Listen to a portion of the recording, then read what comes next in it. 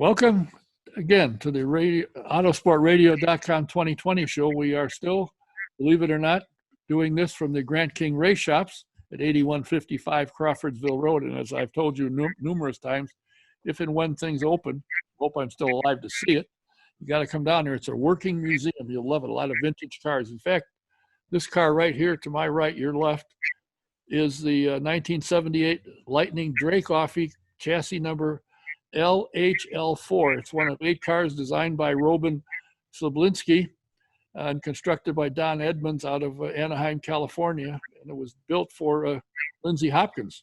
In fact, I one time owned one of Lindsey Hopkins' cars, the Antares, the first actual ground effects car. He wasn't happy with it. He said he should have put wings on the computer. But we had it and put it in the race one year. This was driven in 78 by Rookie of the Year Larry Rice, and he drove it again in 1979. If you're interested in it, it is for sale. So you can call the Grant King Shop. The number is 317-820-3595. Ask them about it. Today's show is presented by Honda and Honda HPD, the Indianapolis Motor Speedway, the NTT IndyCar Series, SVRA, and McGilvery's Pub and Eatery in Speedway. You ever have computer problems? I know I certainly do. We have a computer guy, A-plus affordable computer doctor, and the doctor is Steve Freeze. Give him a call. Tell him your problem. If necessary, you can make a house call. His number is 317-328-0766. And should you want something for a fan for Christmas, to the500shop.com. Michael Spangle has all kinds of things. If you're looking for something related to IndyCar for a Christmas gift, he's got it, I guarantee you. So check out the website, the500shop.com, or call Michael. His cell number is 317-985-0214. There should be some Christmas gifts coming out very shortly, I hope. They've got fanny packs, backpacks, checkered, of course, with the Grant King logo on them, and they also have a Christmas tree ornament decoration for your Christmas tree with the Grant King logo on it. So if you're interested, go to Grant King Shops.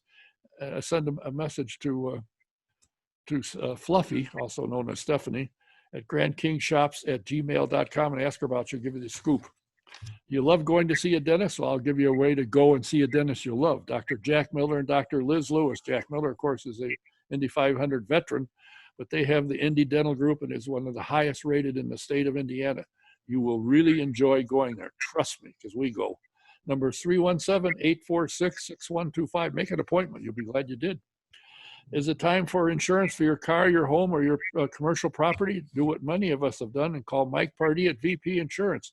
They're located at 5004 West 16th Street in Speedway. Give Mike a call. His number is 317-248-0070. You're going to find out you can get better coverage for less money. And for those of you who are getting interested in the Trans Am Series presented by Pirelli Tires, the 2020 season is about to close, but it will be on CBS Sports Network starting December 3rd at 4 o'clock.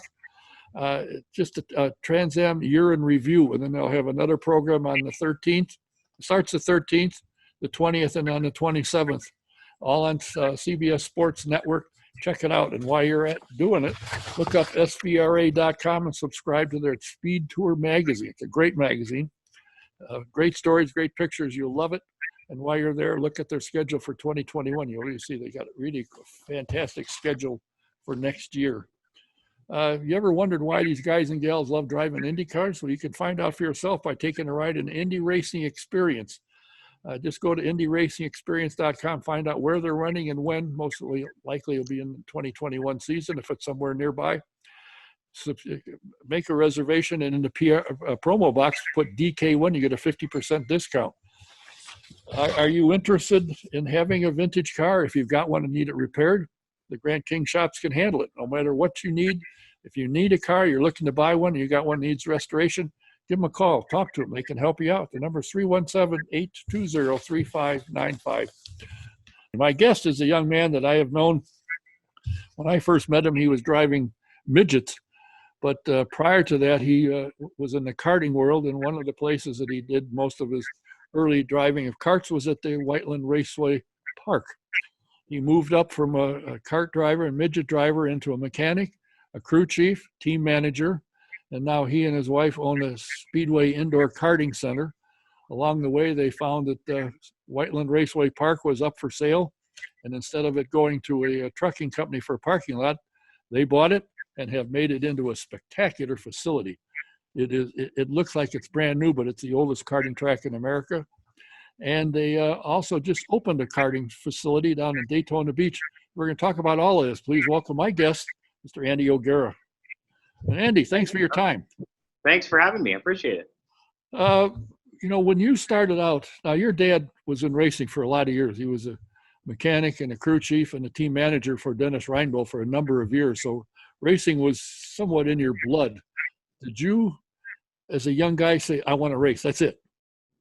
Yeah, I didn't.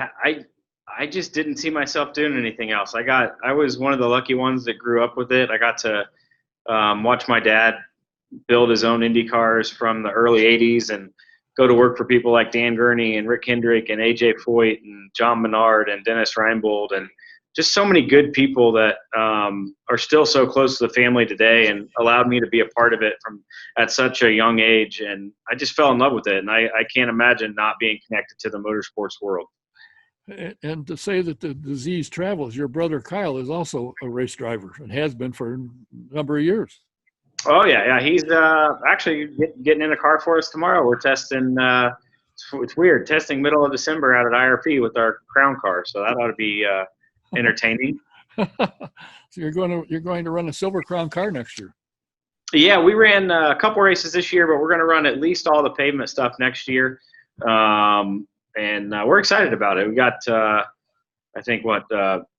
Winchester and Madison. I saw the schedule last night, IRP, and sounds like there's some other announcements coming. And we like the long race stuff, the heavier car, and Kyle's really good at managing tires, and just fun to work with him on strategy and get our feet wet there outside of the midget and sprint cars.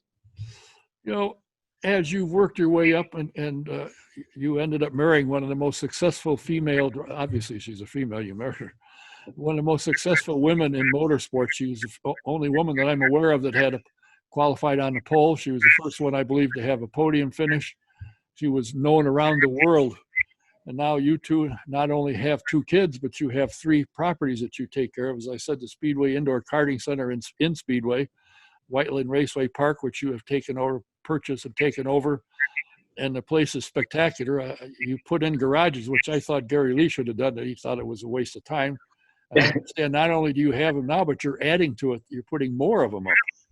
Yeah, we're in a good position down there. I mean, everybody's been so supportive from the local community, and then getting regionals and nationals back this year. COVID's put everybody in a tough spot, but we were able to actually grow throughout 2020, which was remarkable. And it just shows how tight knit the grassroots side is, and the Central Indiana karting community, how much they want to see it happen. And but yeah, we're at 32 garages right now, leased out. Everything's accounted for, and we've got a waiting list, and we're hoping to announce soon the addition of 14 more, as well as a new scoring tower with a couple suites and a new rental kart building, so that we can utilize more of our technology center we've got a chassis dyno and setup pads for the karters and all the latest laser tools, and they can come and rent these out by the hour and not have to invest in a lot of the heavy machinery that it takes to go fast.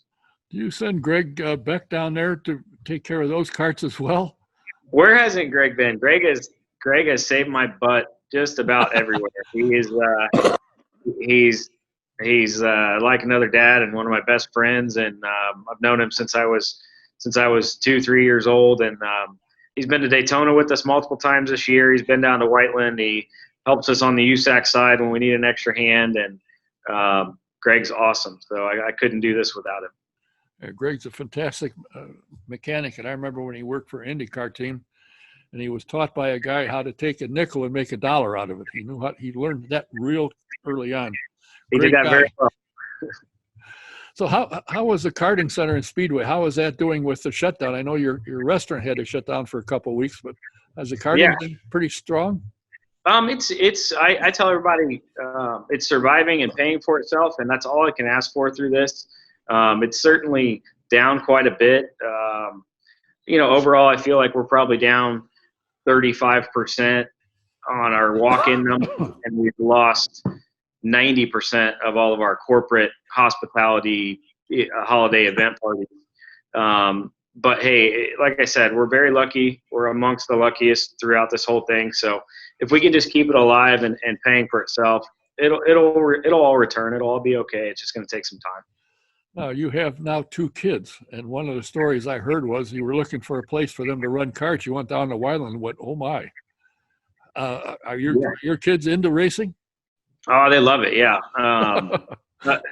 Both of them are pretty diehard. Our son maybe a little bit more than our daughter, but they both have A main wins this year, and 3 different classes. And every spare moment we get, actually in the background, they had e-learning today with us for the first time at work today instead of at home. And so they just finished up about 15 minutes ago. They're both out running around SIK right now. So they're getting a little extra time in before they get to go home here in a little bit. The interesting thing that I have found is, as many people knew, that Sarah was in trouble with a sponsor, and you guys got a call from somebody, and they all thought it was a joke. And finally, someone said, maybe we should return this call and see what happened. And since then, you have been a partner with him. He's been by your side and so forth. That's got to be the greatest phone call that you guys ever made.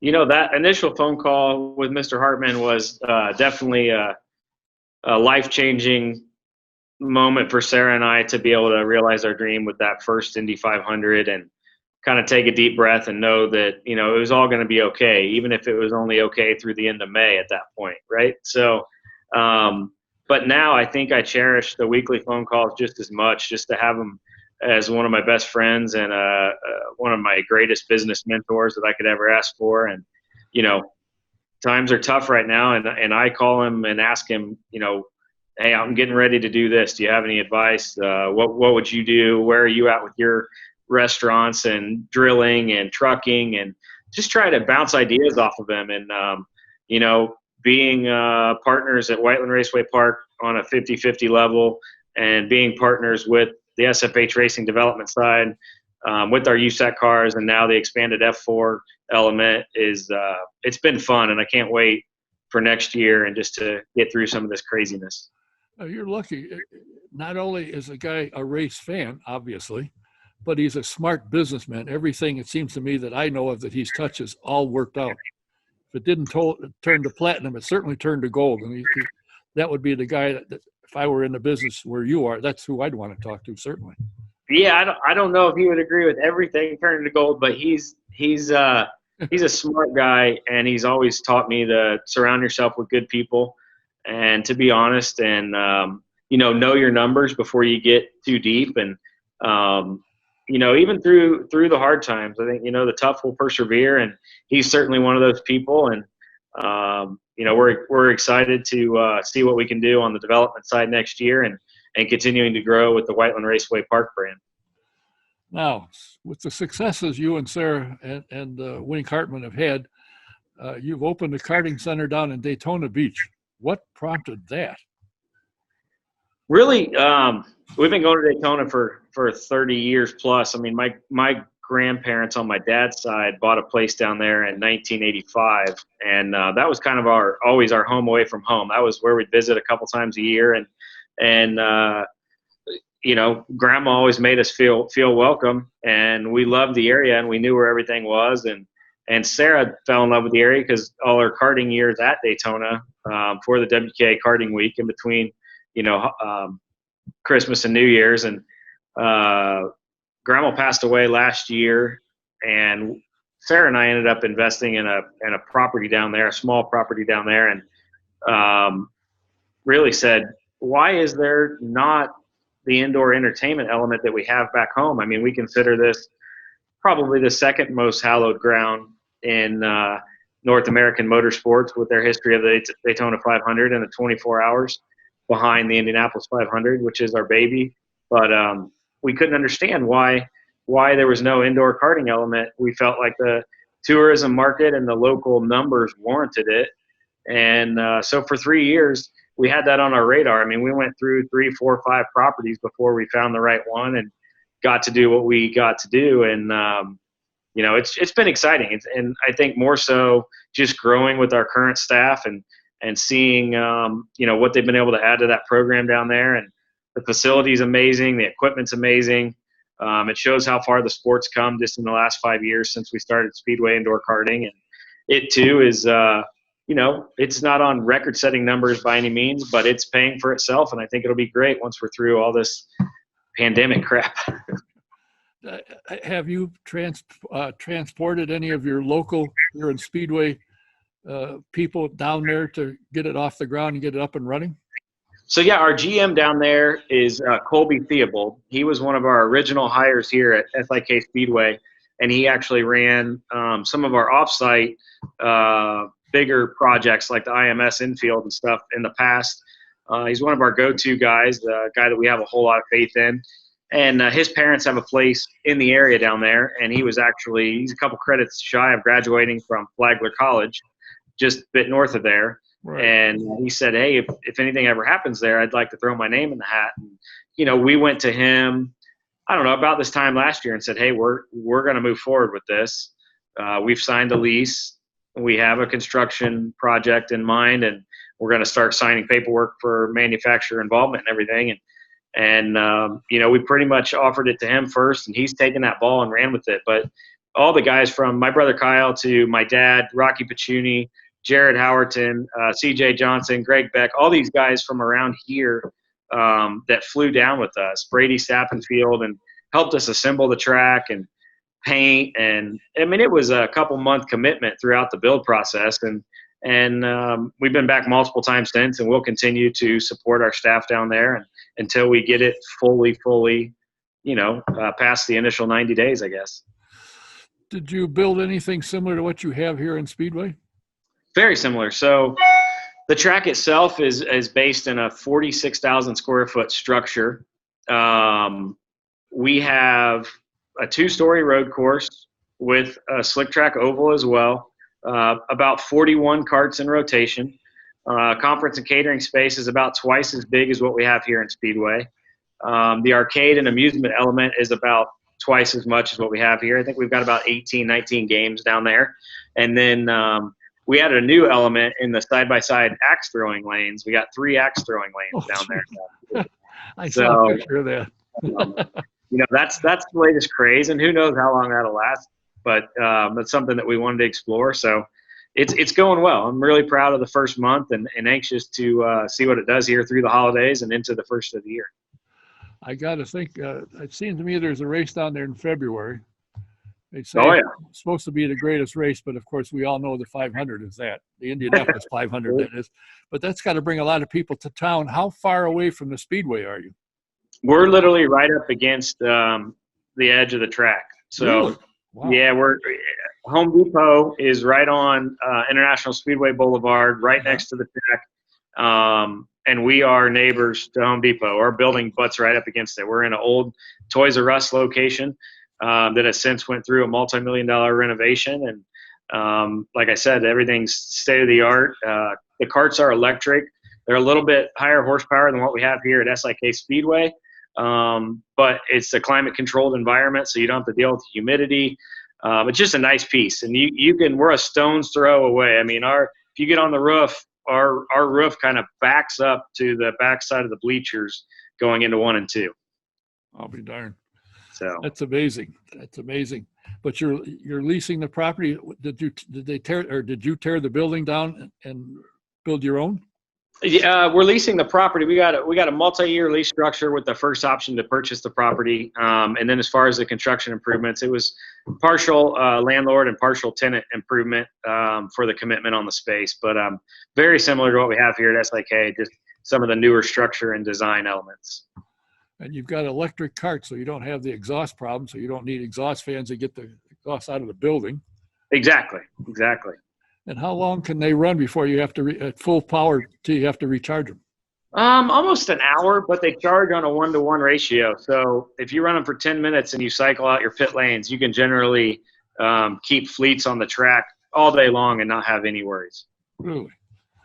Are they less costly for you to run and maintain? Of course, when these guys crash, you know. I think they will be long term. To get off the ground initially, it's about 2.5 times the amount per cart than what we spend here in Speedway.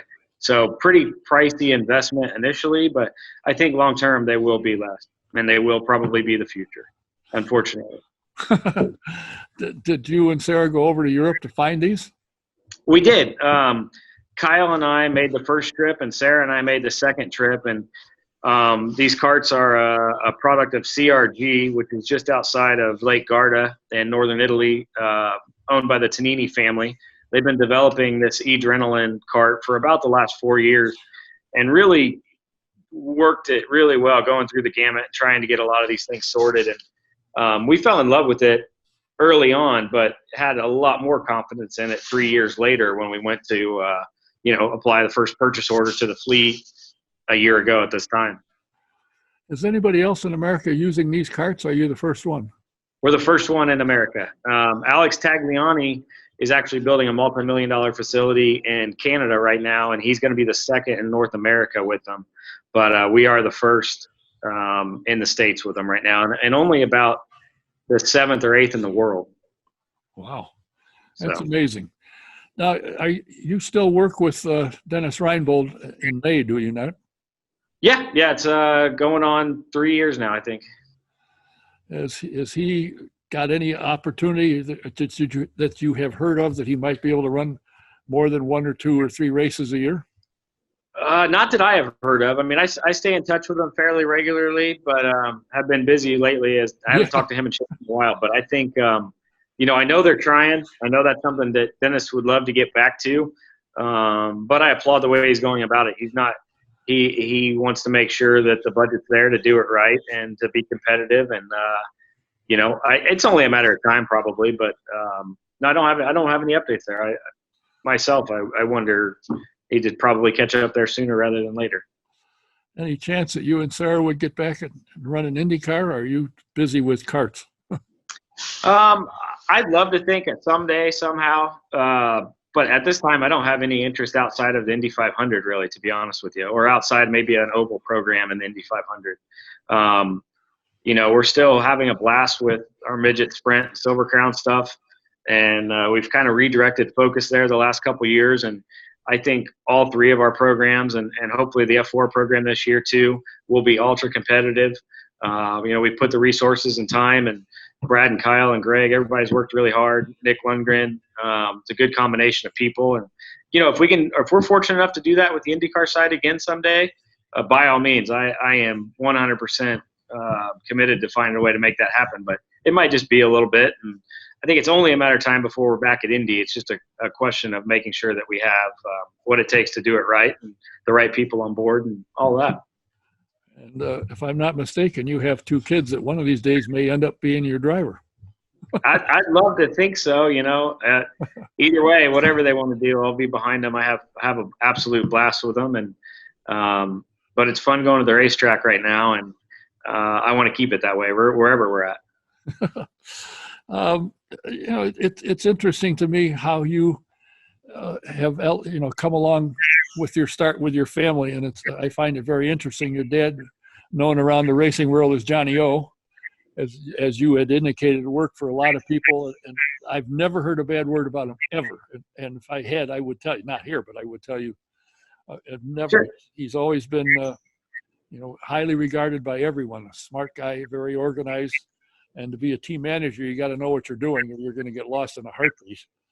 Yeah, he's always trying to teach us that, you can get the job done while being a nice guy. You don't have to be that cutthroat person. He was never too good to do anything in the race shop, from cleaning toilets to carbon fiber grinding work to building uprights or gearboxes or painting cars. He was never too good, and he jumped in up until the last few years. I mean, decaling cars, heli taping cars, really going over race strategy with me. And we were joking this weekend, just having a beer together and talking. And he reminded me of a few times where we'd sit in pit lane and he would tell me, hey, give your driver a heads up about this or that. And I'd kind of brush him off and say, they know better than that. And sure enough, the next lap, I'd get bit. And I always called it the curse or the jinx of my dad just being a dad, right? Like when you leave the house on a Friday night and you're 16 years old and they flip you the car keys and say, don't do anything stupid. You're better just to hand the car keys back, because that's the jinx night. That's the night that something's going to happen. So, but he's always been there for me, continues to be there for me, was a huge inspiration for the Daytona project. In fact, we did a couple cars down there, really in honor and recognition of his career. We did a Copenhagen AJ Foyt car on display, and we did a Days of Thunder City Chevrolet car on display. He built a lot of those cars for Paramount Pictures and Rick Hendrick when they did that movie. And, that's kind of just an accolade to him and a thank you to him for all that he's got me and my siblings into over the years. It's been fun. And your bride has the same thing she can say about her mom and dad. Because I can remember, when they would come when she was driving, I'd see them every weekend and always enjoyed talking to them and miss not seeing them. How are they doing? They're doing good. They actually, they're slowing down a little bit. So they just bought a house up here in Indy to see the grandkids more, which is fantastic. It's a couple miles away from Sarah and I, and they're both active and a lot more active, I should say, over the last year or two in the grandkids' lives, and being able to go to the go-kart track with us and helping us with pieces like e-learning and RC cars and just being grandparents and hopefully enjoying life. And it's been fun. It's hopefully a relaxing time for them, but at the same time, something different. So they're going back and forth between the lake in Georgia and then coming to Indy. So be about half and half. I can remember Dave, her dad, instructing her how to drive, and I always marveled. I'd watch her when she was driving a midget. She set the record at Winchester one day against all the guys that have ever run there. She was at one time had fast time, and how smooth she was. And he got it through her head that the fastest way around the track is in a straight line, not wobbling along. And she did it, and she mastered it, and was just phenomenal to watch. Does she miss racing at all, other than, you're involved in racing, obviously, but does she miss, the sport where she's strapped into a car? I think she probably misses some of those days like you're talking about at Winchester, and some of the good days in IndyCar in the early days, and is the ownership side. But I don't know. I just we've been lucky enough to do so many neat things that she doesn't get a chance to think about it too much. I was joking with her earlier. I said, hey, Juan's back. He's going to go run for McLaren. I said, are you coming out of retirement? She said, you couldn't handle e-learning with the kids for me to come out of retirement. So no, I think there's certainly aspects that she probably misses, but she's got some things working to hopefully help a couple other females that are coming up. And, maybe we can announce those here sooner than later, and maybe get her back involved more on that front. I know she misses helping and talking the driver lingo, but I don't think she misses chasing down the multi-million-dollar sponsors and reporting to boardrooms. And, when you're a real racer and you have a bad weekend or you don't have the equipment to perform, nobody feels worse than you do. So going into those rooms and presenting to those sponsors, it's a lose-lose situation sometimes. And that's the hard part of our sport. And I definitely don't think she misses that. We still tell a lot of horror stories on that level. Now, the females she's working with, are they coming up through the karting, or are they past that and moving farther along?